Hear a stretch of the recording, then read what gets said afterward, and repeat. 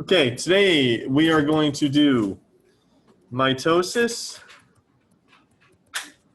and cytokinesis.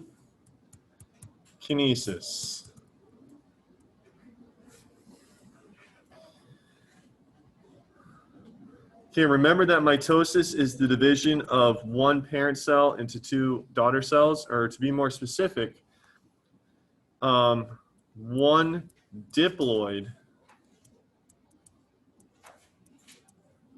parent cell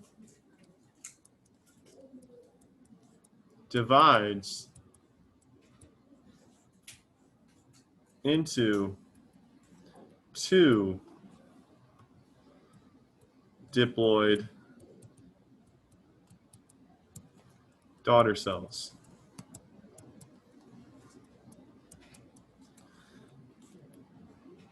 The daughter cells are genetically identical.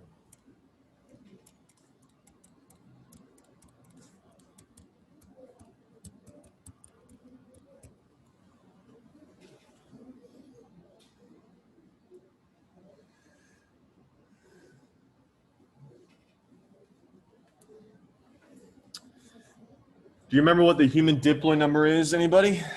What is our diploid number? 46. What is our haploid number? Very good. You need to remember those numbers. So when it comes to mitosis, you have 2 in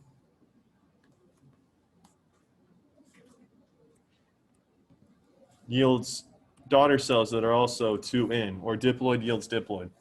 This is meant for growth. This is meant for repair.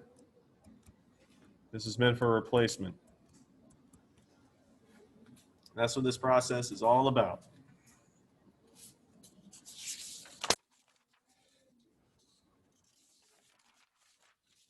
Okay. So what I want to do first is I want to do preparation for mitosis. Things that you need to be sure have already been taken care of. So first off, what happened in the G1 phase? What was the main accomplishment of the cell during G1, Dan? It doubled organelles. All the organelles doubled. Good. What was the purpose of the S phase? Jasmine?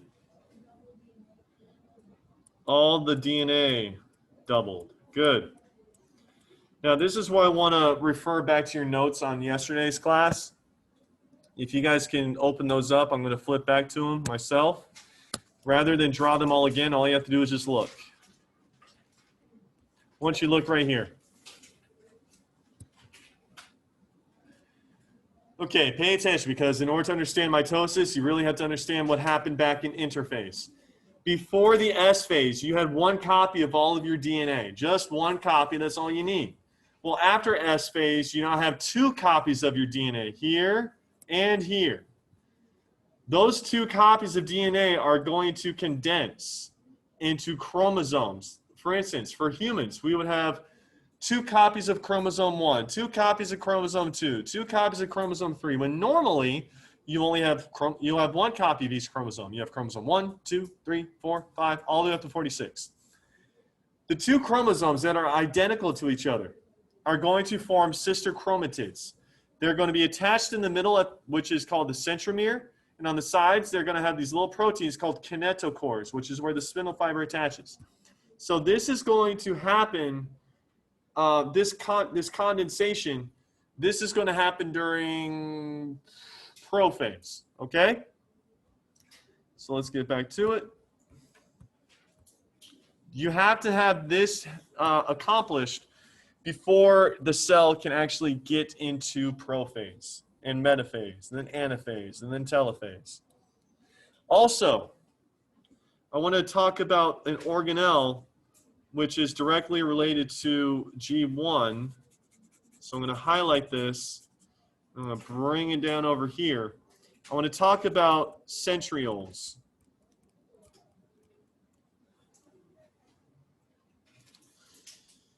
Centrioles are an organelle that aids in cell division. Each cell has 2 centrioles prior to G1.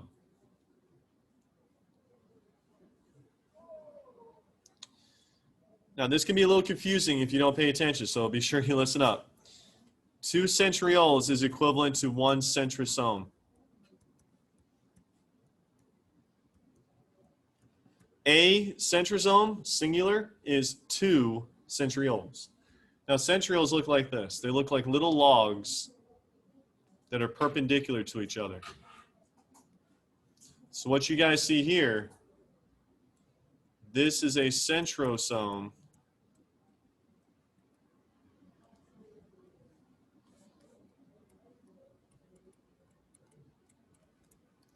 These are centrioles.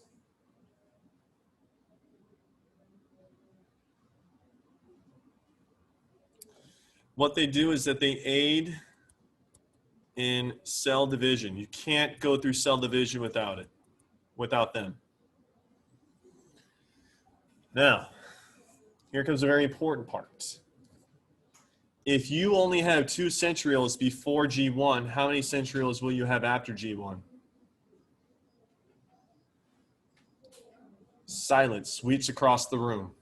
How many centrioles do we have before G1 starts? Have it written right there on the screen. So in G1, you double all of your organelles. How many are you going to have after? You're going to have 4. How many centrosomes would you have after G1? Good. So after G1, the cell has 4 centrioles, which is the same as having 2 centrosomes. We're setting the scene here for all of mitosis to occur. And with that being said, I think we're ready to get it started.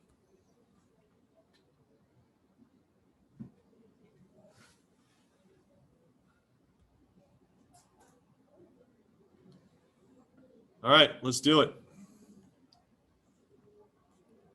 Phases of mitosis. Here we go. There will be some drawing involved. What I recommend is that you wait until I'm done drawing to do your own cell drawing, okay? First, the first part is prophase, but prophase is broken up into 3 stages because it is so complex. So we're going to start off with early prophase. In early prophase, the nuclear envelope is beginning to erode away, or we're going to say it's going to be fragmenting. The nuclear envelope is the membrane that protects the nucleus.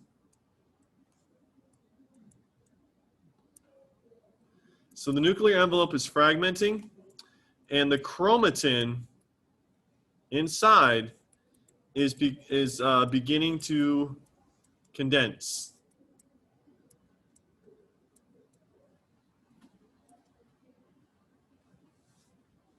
What does chromatin condense into when it is condensing? What do you call those structures? Chromosomes. When chromatin condenses, it forms chromosomes. Okay. So what we're going to do with these drawings, everybody, is we're going to do the chromosomes and the cells of a fruit fly. The reason why I'm choosing a fruit fly is because fruit flies only have 4 chromosomes. It'll make this a whole lot easier. If I tried to do a human, we'd be here all day drawing 46 chromosomes. So this is going to be a fruit fly cell.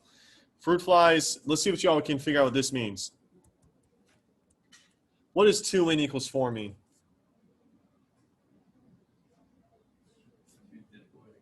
Not 2 diploid, just diploid. 2n means diploid. What does n mean? Haploid. So 2n equals 4 means that the diploid number is 4. If we were doing a human, what would I write? What equals what? 2n equals 46. If we were doing a dog, we would say 2n equals 72. All right, here we go. Wait till I'm done drawing to do yours. So here, The nuclear envelope is fragmenting. And inside the DNA, which you have 2 copies of each set, is starting to condense.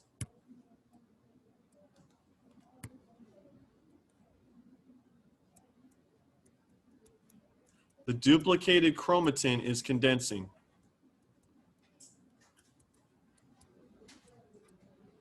And at the top, I have my 2 centrosomes waiting for action. They're going to be getting really into this momentarily. All right, that is the entire drawing for early prophase. The nuclear envelope is fragmenting and the duplicated chromatin is beginning to condense. I want to tell you all now, and everyone that's watching this video at home, you are going to be expected to be able to identify any stage of mitosis by simply looking at an image.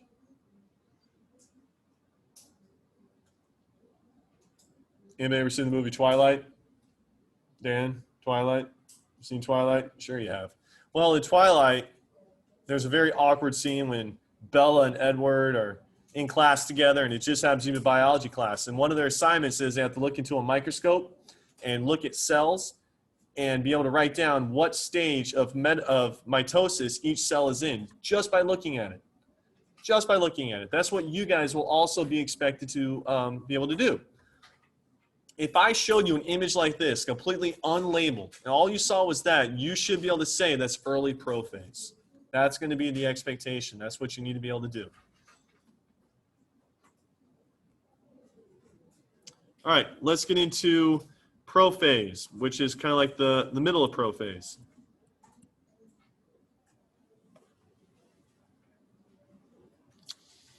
In prophase, the nuclear envelope is nearly gone.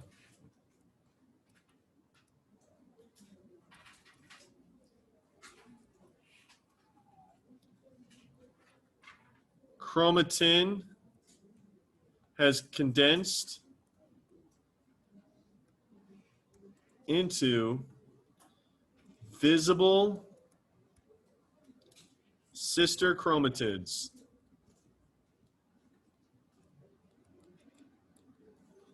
And lastly, here's something new. The centrosomes begin to move to opposite sides of the cell.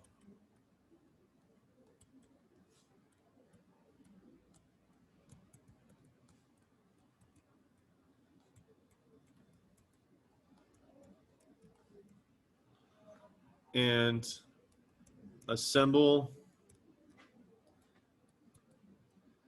the spindle fiber.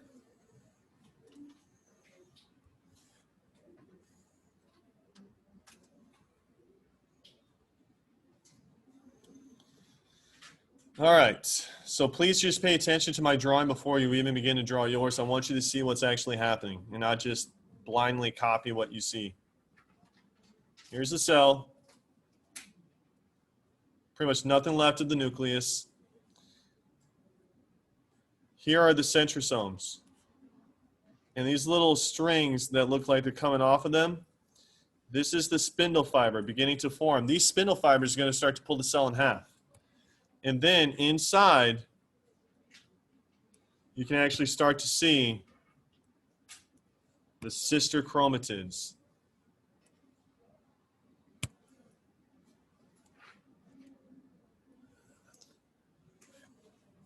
Okay, go ahead.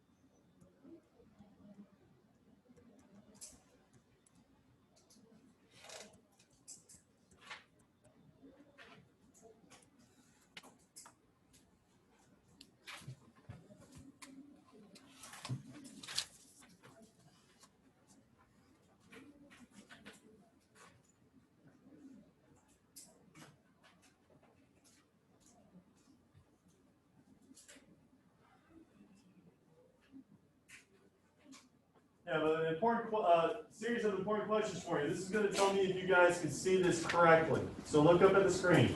Here's my first question. How many individual chromosomes are in this cell right now? Chromosomes, how many? How many, Dan? 8. 8 is correct. Next question. How many sister chromatids are there in this cell? 4. Last question.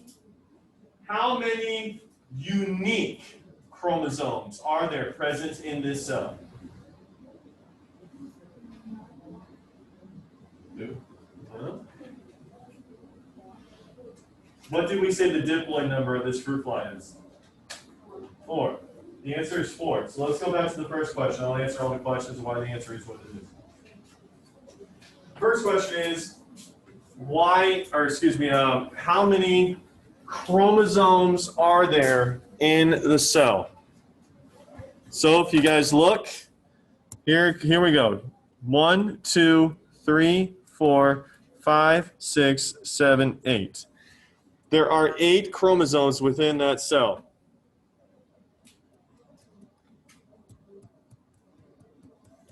My next question was, how many sister chromatids are there? There are 4. 1, 2, 3, 4. Then my final question is, how many unique chromosomes are there? Well, if you look at this guy, like this red one, this one here and this chromosome here, they're the same chromosome. They're just 2 copies of the same thing. So you're not going to say both of them are unique to each other. They're not unique. They're the same. So together, that is 1, 2 2 for here, 3 for there, and 4 for there. Those sister chromatids are composed of 2 chromosomes that are the same chromosome. They're just doubled up. They're cloned, basically. And so to reiterate this, there are 8 chromosomes, but only 4 unique chromosomes. You just have 2 of each kind. I'm sorry? You said they were clones. Because each one of them is not like the other, or how am I going to tell you this? Is this one I'm pointing to different than this one? Is the left red one different from the right red one? No, I'm just saying for the data that it's holding, the genetic information that it's holding. No. But is this red one different than the green one? Is it different than the gray one? Is it different than the blue one? So that means we have 1 unique chromosome here, 1 there, 1 there, 1 there. This gray one is not like the blue, green, or red. So that's 1 unique one. The blue one is not like the gray, green, or red one. That's 2. The green one is not like the gray, blue, or red. That's 3. And the red is not like the blue, green, or gray. That's 4. We have 4 different unique chromosomes. Jasmine, if I had a classroom where all my students had a clone in this room, for all of you that are here right now, let's see how many students are. We got 2, 4, 6, 8, 10. We got about 10 students. 2, 4, 6, 8. Yeah, 10. If you all had a clone, how many students would there be? There'd be 20 students. But how many unique students would there be? Like students, how many students are there that are not like other students? 10. So there's only 4 unique chromosomes here. All right. The next one is going to be Prometaphase, which you can also call late prophase.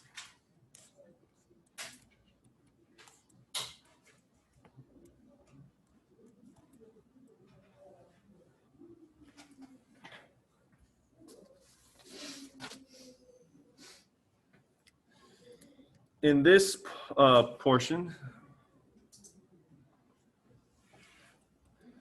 the nucleus is gone. It's history. That means that the chromatids are free.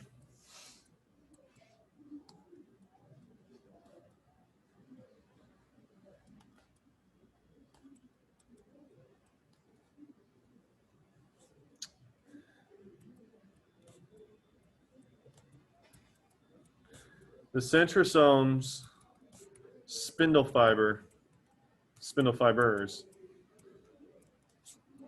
attached to the kinetochores of the sister chromatids.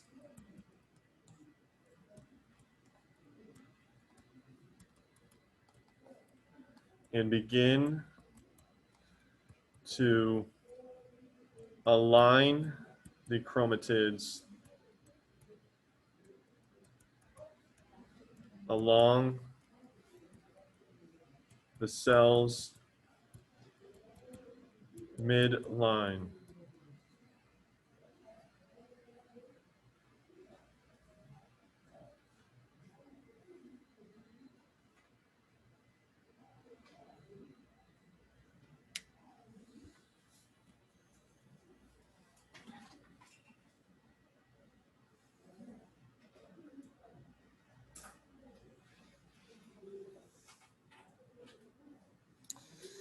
Now, if you don't recall what kinetochores are, when you're done writing this, I will show you. It's on a drawing that you did yesterday. If you look at the S phase drawing, you guys labeled a part of the sister chromatids called the centromere and the kinetochores. The kinetochores are where the spindle fiber is attached to. It's kind of like a trailer hitch. So before I get to drawing, let's check this out. Right, where are you? Right there.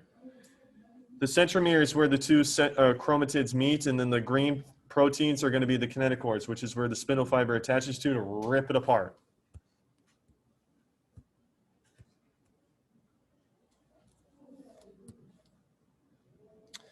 Okay, so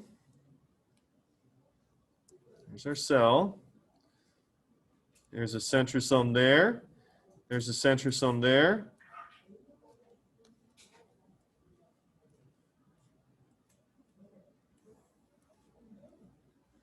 And what they're doing is they're starting to move them towards the middle of the cell, the midline. They're not there yet, but they're going to be pushed towards the midline of the cell.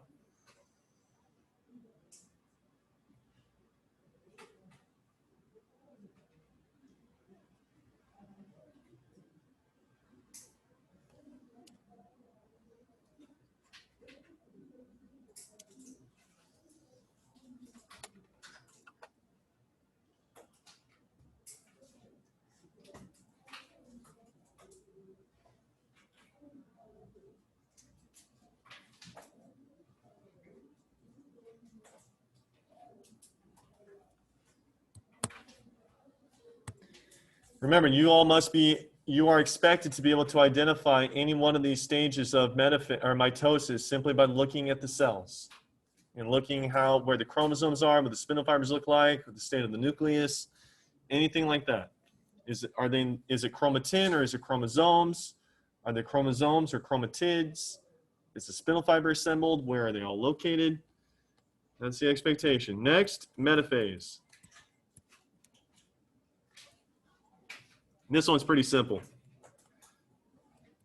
Spindle fibers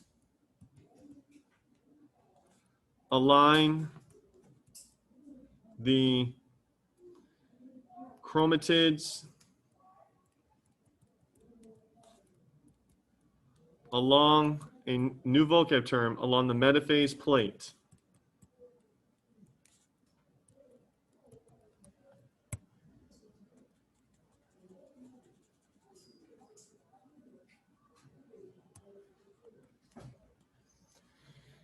The metaphase plate is the cell midline. It's like an imaginary vertical equator.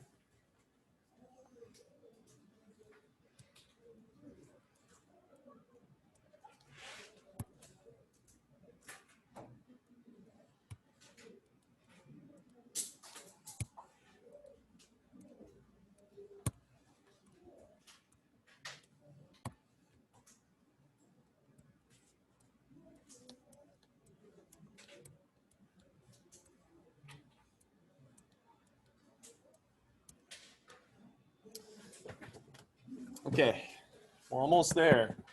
Now I have to ask a very basic question, which what I'm thinking is a very simple answer. Don't overthink it. If you think the answer is so simple it can't possibly be right, it actually probably is right. So don't second guess yourself. Here's my question.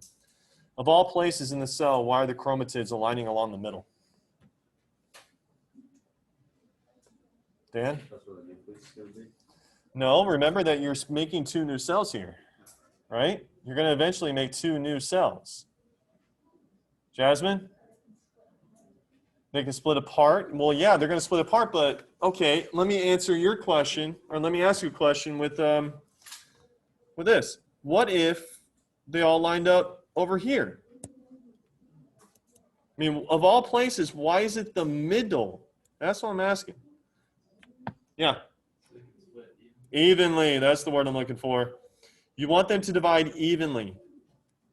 Not in the top, not in the corner. If they go down the middle, they're going to divide evenly.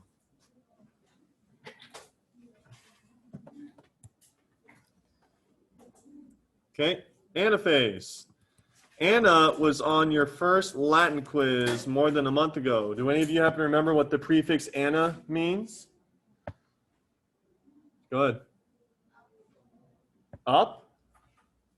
No, it doesn't mean up. Dan? Before. Not before. That's proto. It's not build up. It means away or apart. Anaphase means, or ana means apart or away. So in this one, spindle fibers pull the chromatids apart to opposite ends of the cell.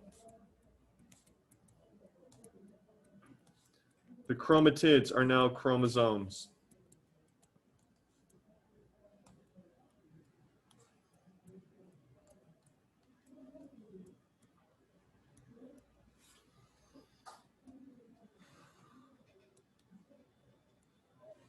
Oop, we don't want a circle. We want something that's more like a football.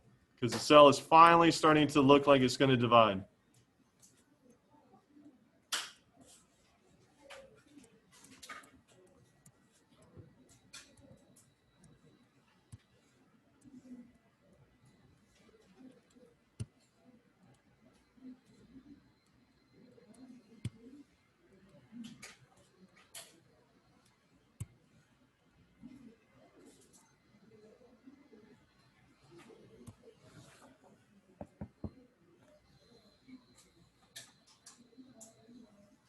And we have telophase.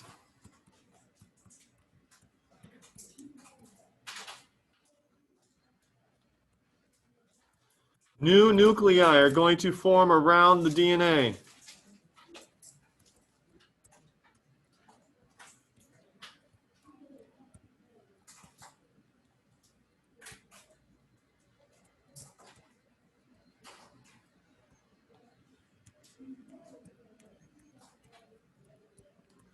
And the chromosomes are going to decondense into chromatin.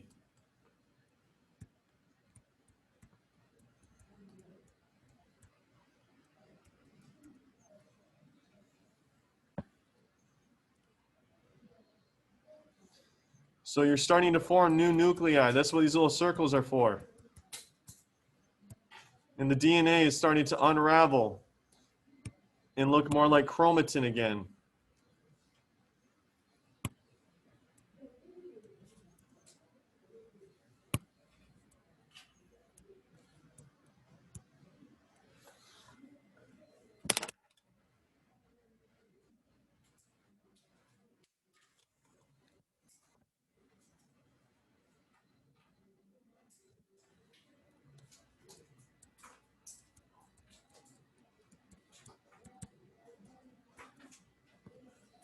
Okay, we have 3 minutes. We need to get into cytokinesis.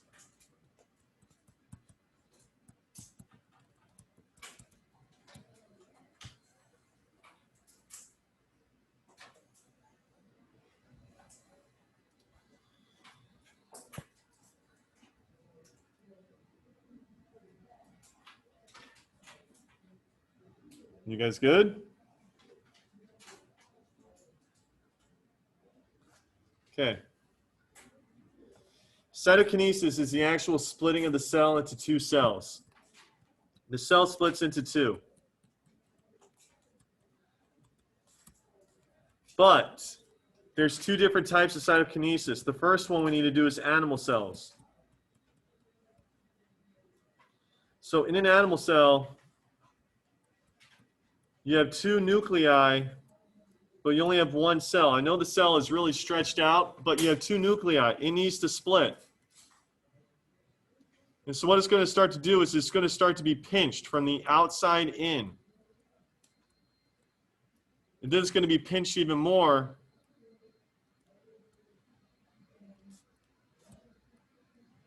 until it is actually split into two identical cells. This is cytokinesis. But I need to label a few things for you. Hey, Dan, I want you to grab this rope. I want you to wrap my arm in it. And I want you to pull. Check this out. Okay. Huh? Pull on your end, I'll pull on mine. Pull. What do you guys see is going to happen? If we pull hard enough, what can happen to my hand? You could cut it off. Are you going to be cut off from the outside in or the inside out? The outside in. This string is going to cut into my arm and cut it off. This rope is called a contractile ring. You see that pinching that's happening to the cell?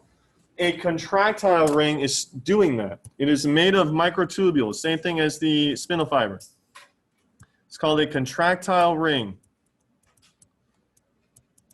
And it is going to pinch the cell in half.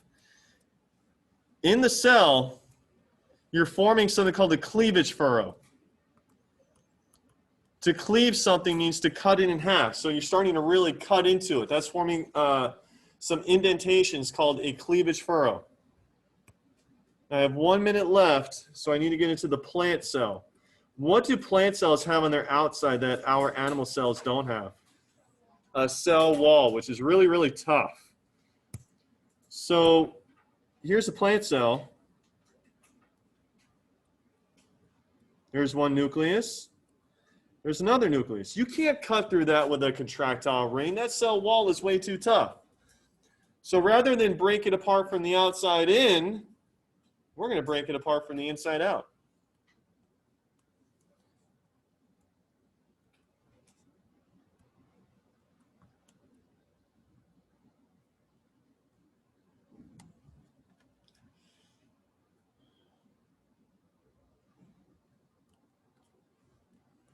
So the DNA or the cell is going to be split by the inside out. This little barrier that's forming is called a cell plate.